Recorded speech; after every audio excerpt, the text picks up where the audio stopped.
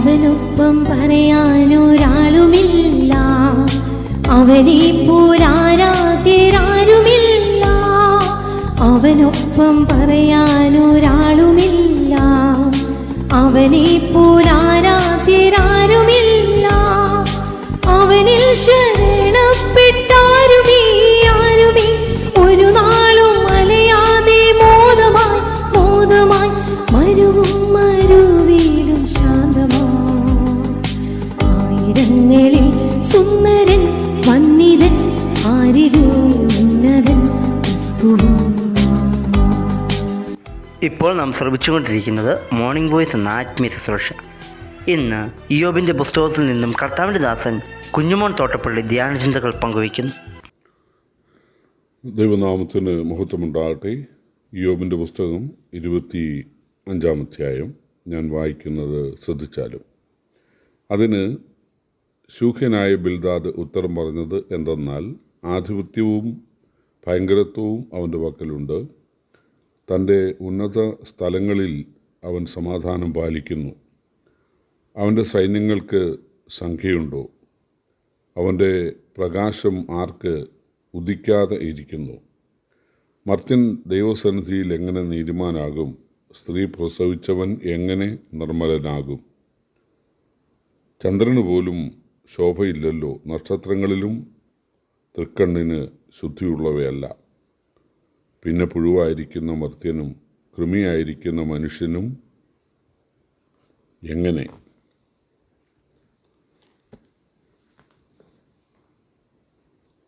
ഇയ്യോബിൻ്റെ പുസ്തകത്തിലെ ഏറ്റവും ചെറിയ അധ്യായമാണ് ഈ 25-ാം അധ്യായം.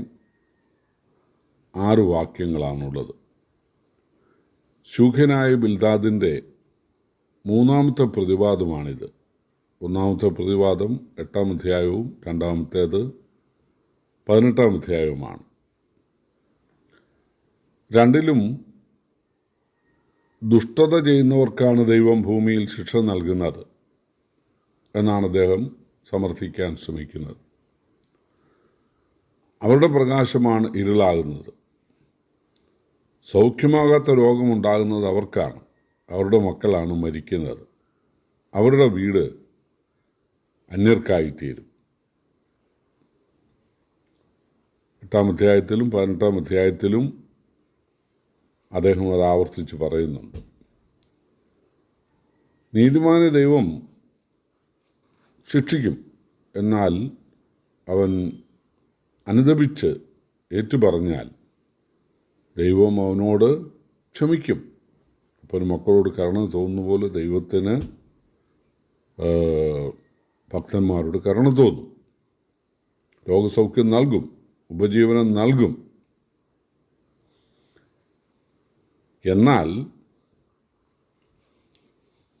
ഇയ്യോബിൻ്റെ പൊറുക്കാത്ത അസുഖങ്ങളും ഇയ്യോബിൻ്റെ മക്കൾ മരിക്കാനിടയായതും ഇയ്യോബിൻ്റെ സ്വത്തുക്കൾ ഒന്നൊന്നായിട്ട് നഷ്ടപ്പെടുവാൻ ഇടയായതും ഇയ്യോബിൻ്റെ രഹസ്യപാപം കൊണ്ടും അത് ഏറ്റുപറയാത്തതുകൊണ്ടും ആണ്. അതുകൊണ്ട് പ്രത്യാശയ്ക്ക് ഒരു വഴിയും ഇല്ല എന്നാണ് അദ്ദേഹത്തിൻ്റെ 3-ാമത്തെ പ്രതിവാദത്തിൽ അദ്ദേഹം പറയാൻ ശ്രമിക്കുന്നത്. ഇയ്യോബ് തൻ്റെ സ്നേഹിതന്മാരോടെല്ലാം പറയുന്നത്, ഞാൻ ദൈവത്തെ സ്നേഹിക്കുന്നവനാണ്, ഞാൻ ദൈവഭക്തനാണ്, ഞാൻ ആരെയും ചതിക്കുകയോ ഉപദ്രവിക്കുകയോ ചെയ്തിട്ടില്ല.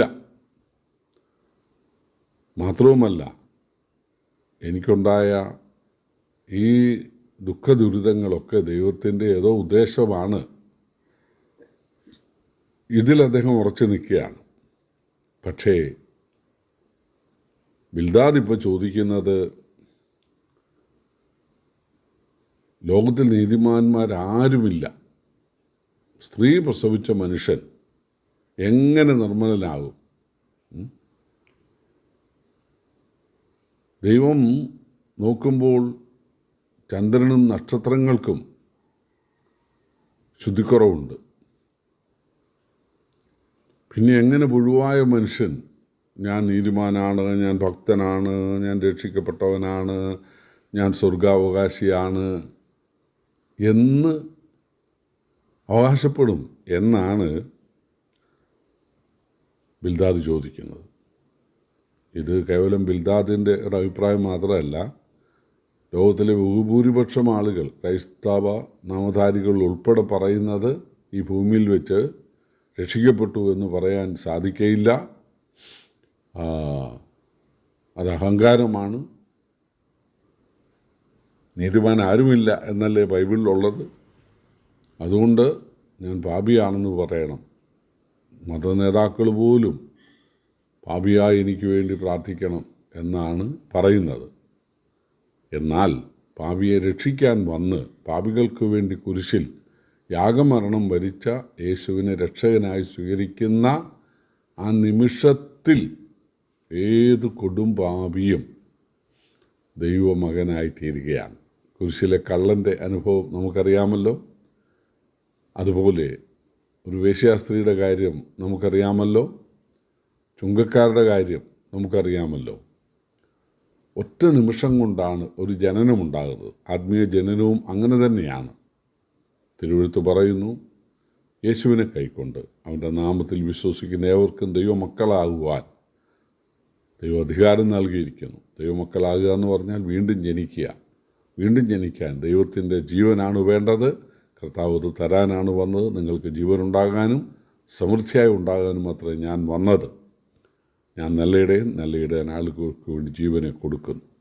നമുക്ക് നഷ്ടപ്പെട്ട ജീവൻ നമുക്ക് തരുവാൻ ഈ ഭൂമിയിൽ വന്ന് കാൽവറിയിൽ ജീവനായ രക്തമൊഴുക്കി തന്ന യേശുവിനെ, അദൃശ്യനായി ജീവിക്കുന്ന യേശുവിനെ രക്ഷിക്കണം, ഞാനൊരു പാപിയാണ് എന്ന് പറഞ്ഞ് ആര് അവനെ ആശ്രയിക്കുന്നുവോ ഒറ്റ നിമിഷം കൊണ്ട് അവർ ദൈവമക്കളായി തീരുകയാണ്, വീണ്ടും ജനിക്കുകയാണ്, പുതിയ സൃഷ്ടികളായി മാറുകയാണ്.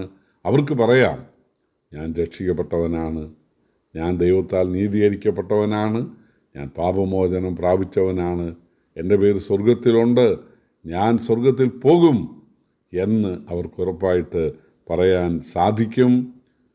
പ്രിയപ്പെട്ടവരെ, ആ പരിജ്ഞാനം ദൈവം അവർക്ക് നൽകട്ടെ. കർത്താവിൻ്റെ വിലയേറിയ നാമം വാഴ്ത്തപ്പെടുമാറാകട്ടെ.